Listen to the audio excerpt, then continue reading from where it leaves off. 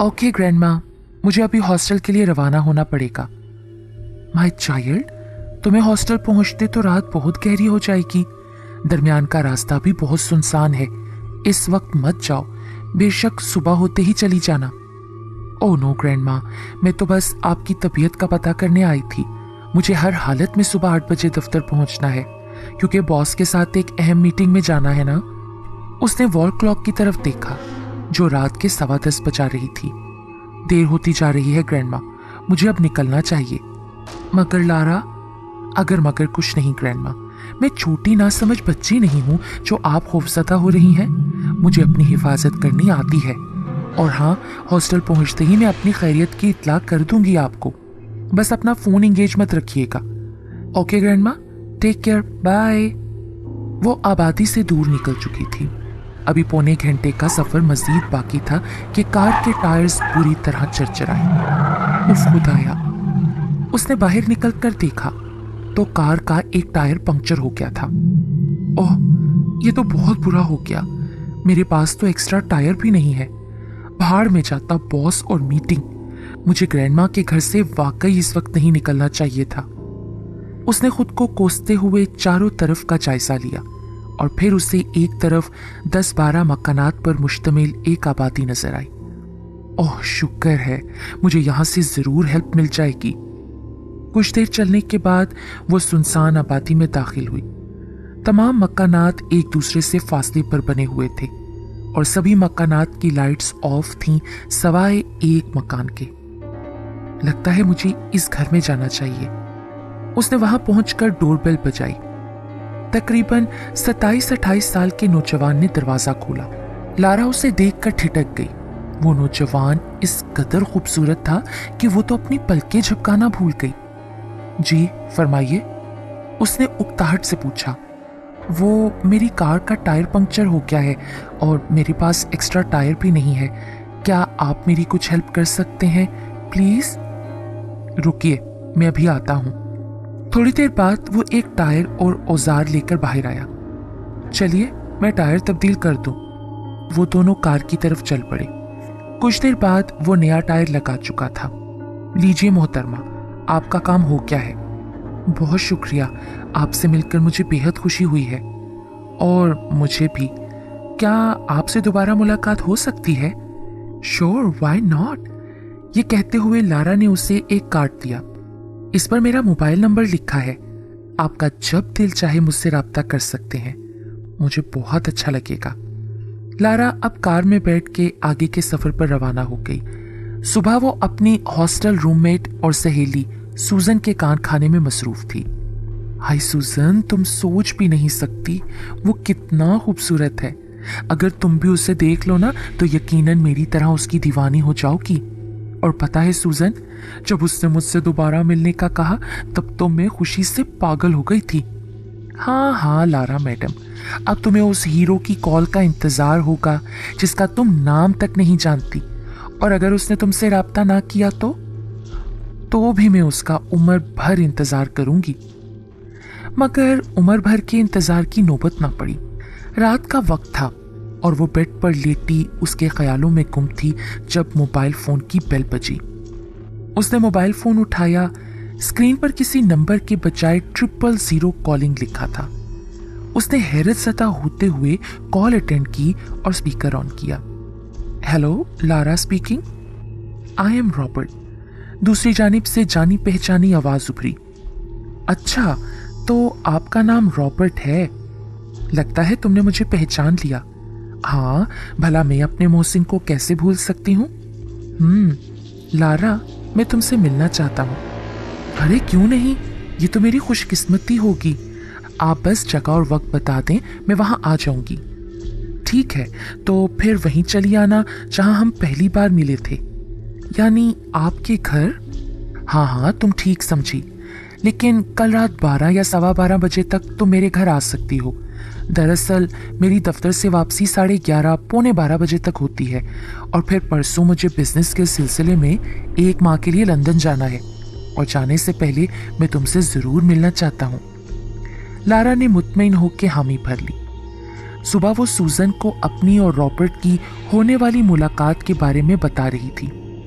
Lara, तुम्हें वहां हरगिज नहीं जाना चाहिए। तुम उसके बारे में कुछ भी नहीं जानती हो यार, कि वो कौन है और जाने उसका मकसद क्या है। इतने वीराने में, और वो भी इतनी रात गई जाना, कहाँ की अक्लमंदी है लारा। उफ़ो सूजन, ऐसी बातें बंद करो। मुझे हर हालत में जाना है। तो फिर ठीक है लारा, मैं भी तुम्हारे साथ जाऊंगी, क्योंकि इतनी रात को अकेले जाना ठीक नहीं। फिर रात को वो दोनों हॉस्टल से बहाना बनाकर निकल पड़ी और 12:15 बजे के करीब अपनी मतलूबा जगह पर पहुंची। तुम अंदर जाओ लारा, मैं यहीं होंगी, और किसी किस्म का खतरा महसूस हो तो प्लीज मुझे कॉल कर लेना। अरे सूजन, तुम तो हद से ज्यादा शकी हो यार, ऐसा वैसा कुछ नहीं होगा। लारा ने डोरबेल बजाई ही थी कि रॉबर्ट ने झट से दरवाजा खोल दिया। अरे, क्या आप दरवाजे से चिपके खड़े थे? बस यही समझ लो, मैं सख्त बेचैनी से तुम्हारा इंतजार कर रहा था लारा, और मैं भी तुमसे मिलने को बेहद बेकरार थी। आओ लारा, टेरेस पर चलते हैं। मुझे खुली फिजा में गपशप करना बहुत अच्छा लगता है। फिर वो दोनों टेरेस पर चले आए और बातें करने लगे। तुम्हें पता है लारा, आज 14वीं की रात है, और ये 14वीं का चांद कितना खूबसूरत दिखाई दे रहा है ना। रॉबर्ट की नजरें रोशनी बखेरते चांद पर ठहर गई थीं, और लारा भी दिलचस्पी के साथ पूरे चांद को देख रही थी। 14वीं के चांद की किरणें जब मुझ पर पड़ती हैं ना, तो मैं आपे से बाहर हो जाता हूं। फिर मुझे कोई होश नहीं रहता। बस फिर मेरे दिमाग पर एक ही बात सवार हो जाती है। रॉबर्ट की नजरें चांद से हटकर अब लारा की गर्दन पर जमी थीं। उसकी आंखें सुर्ख हो गई थीं, दांत नुकीले होकर बाहर को निकल आए। उसका खूबसूरत चेहरा किसी खौफनाक भेड़िए की मानित हो चुका था। लारा चांद को देखने में इतना मगन थी कि उसको रॉबर्ट में होने वाली तब्दीली का एहसास ही ना हुआ। और फिर जब उसकी नजर अचानक रॉबर्ट पर पड़ी तो वो पूरी तरह से चीखती चली गई। सूजन जो बाहर खड़ी थी, उसने जब लारा की चीख सुनी तो फौरन लारा को फोन मिलाया। लारा की हालत गैर हो रही थी। भेड़िए नुमा दरिंदा लारा की जानिब बढ़ने लगा। उसी वक्त लारा का मोबाइल फोन बज उठा। ये देखो, मेरी दोस्त तुम्हारे मकान के सामने खड़ी है। तुम मेरा कुछ नहीं बिगाड़ सकते, दूर हटो मुझसे। रॉबर्ट ने कोई जवाब ना दिया। वो दहशतनाक मुस्कुराहट लबों पर लाया, जिसका मतलब था कि उसे किसी की परवाह नहीं। लारा ने भागना चाहा, मगर अफसोस, वो अपना बचाव न कर सकी।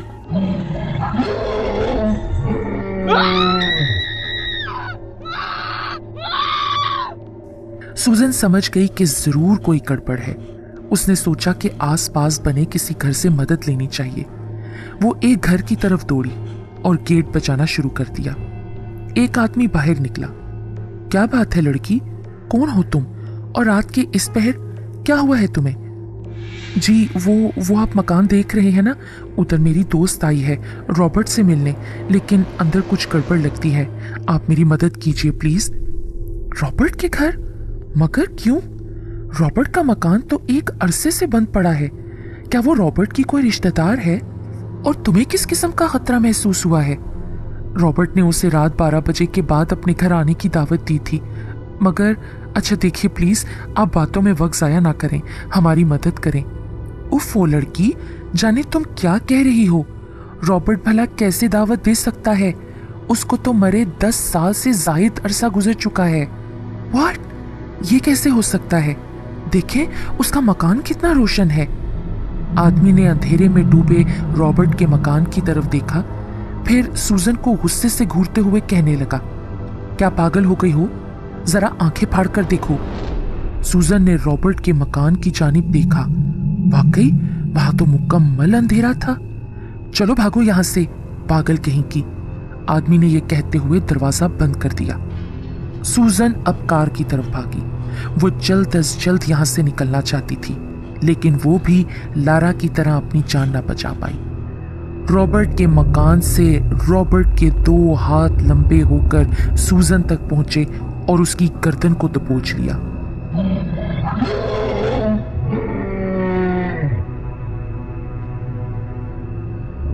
सूजन बुरी तरह तड़पती रही, मगर कुछ ही देर बाद उसका जिस्म भी बेजान हो गया। खूनी दरिंदा रॉबर्ट के रूप में जो ये भयानक खेल कई माह से खेल रहा था, वो भला कैसे बर्दाश्त कर लेता कि उसका राज किसी पर फाश हो जाए।